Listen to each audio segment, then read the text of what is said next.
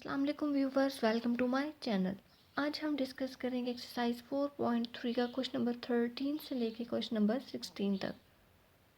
Question number 13 में कहता है find an equation of the line through point R perpendicular to a line having slope -3/2। हमने एक ऐसी लाइन की इक्वेशन फाइंड करनी है जो एक लाइन के परपेंडिकुलर है और किस पॉइंट पे परपेंडिकुलर है, -4 एंड -6 पे। और जिस लाइन के वो परपेंडिकुलर है उस लाइन की स्लोप हमारे पास क्या है, -3/2। सॉल्व करते हैं। हमारे पास एक पॉइंट गिवन है और स्लोप गिवन है लाइन की -3/2। तो हमारे पास जो रिक्वायर्ड लाइन है जिसकी हमने इक्वेशन फाइंड करनी है वो परपेंडिकुलर लाइन है। अगर एक लाइन की स्लोप पता हो और उसे परपेंडिकुलर लाइन की स्लोप फाइंड करनी हो तो गिवन स्लोप का रेसिप्रोकल लेके उसको मल्टीप्लाई कर देते हैं -1 से। तो देखें हमारे पास रिक्वायर्ड लाइन की स्लोप क्या आ जाएगी, 2/3। अब हमने इक्वेशन ऑफ लाइन फाइंड करनी है। हमने परपेंडिकुलर लाइन की स्लोप फाइंड कर ली और उसका एक पॉइंट भी हमें पता है, तो हम पॉइंट फॉर्म यूज करते हैं और उसके अंदर वैल्यूज को रिप्लेस करने के बाद सिंप्लीफाई करते हैं। हमारे पास आंसर क्या आ जाएगा, 2x - 3y - 10 = 0। Next question number 14 करते हैं। कहता है find an equation of the line through point and parallel to the line with the slope -24। Next solution में हमें पॉइंट गिवन है उस लाइन का और एक और लाइन की स्लोप गिवन है जो उसके पैरेलल है। तो अब रिक्वायर्ड लाइन हमारे पास कौन सी है, पैरेलल लाइन है। अब पैरेलल लाइन गिवन है, इट्स मीन कि जो पैरेलल लाइन की स्लोप होगी वही हमारी रिक्वायर्ड लाइन की भी स्लोप होगी। इट्स मीन स्लोप हमारे पास क्या आ गई लाइन की, -24। तो हमारे पास जो इक्वेशन आएगी लाइन की उसकी स्लोप क्या होगी, -24, और वो किस पॉइंट से पास कर रही है, 11 - 5। अगेन स्लोप दी हुई है, एक पॉइंट दिया हुआ है, हम पॉइंट फॉर्म इक्वेशन यूज़ करेंगे, पॉइंट फॉर्म का फार्मूला यूज़ करेंगे, उसके अंदर वैल्यू पुट करेंगे।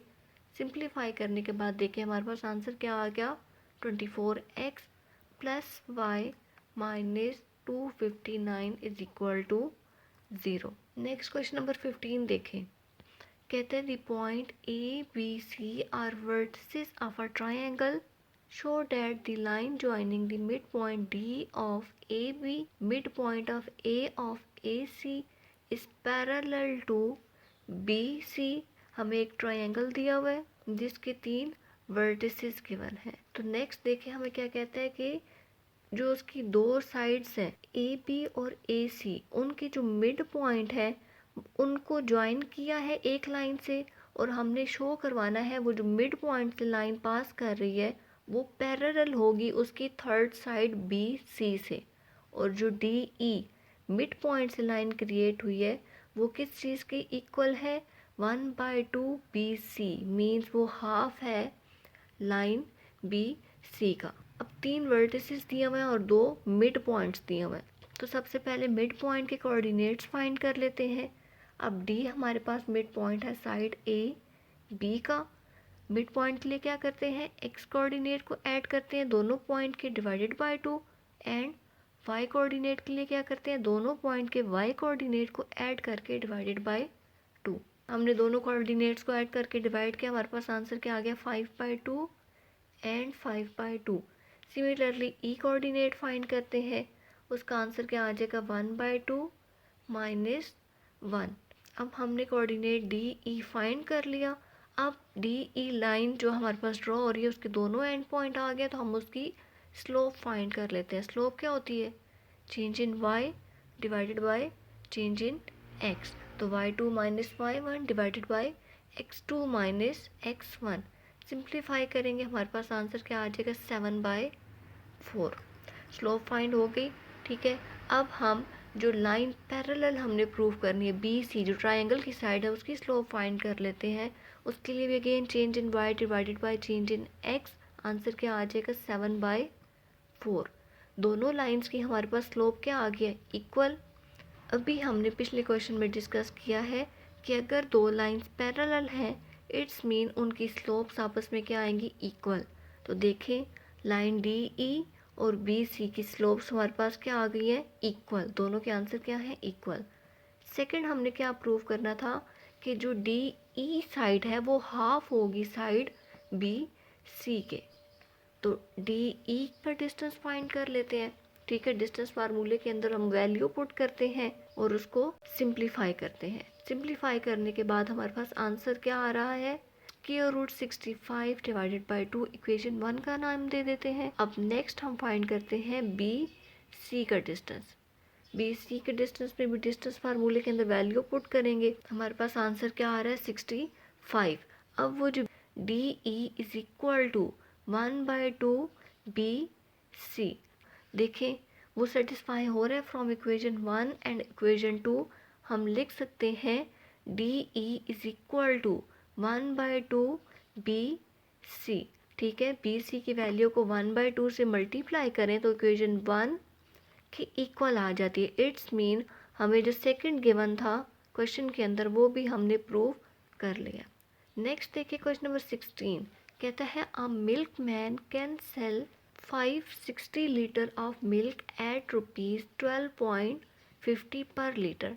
वो 560 लीटर मिल्क सेल करता है। 1 लीटर के लिए कितने पैसे हैं उसके, 12.50 पर लीटर।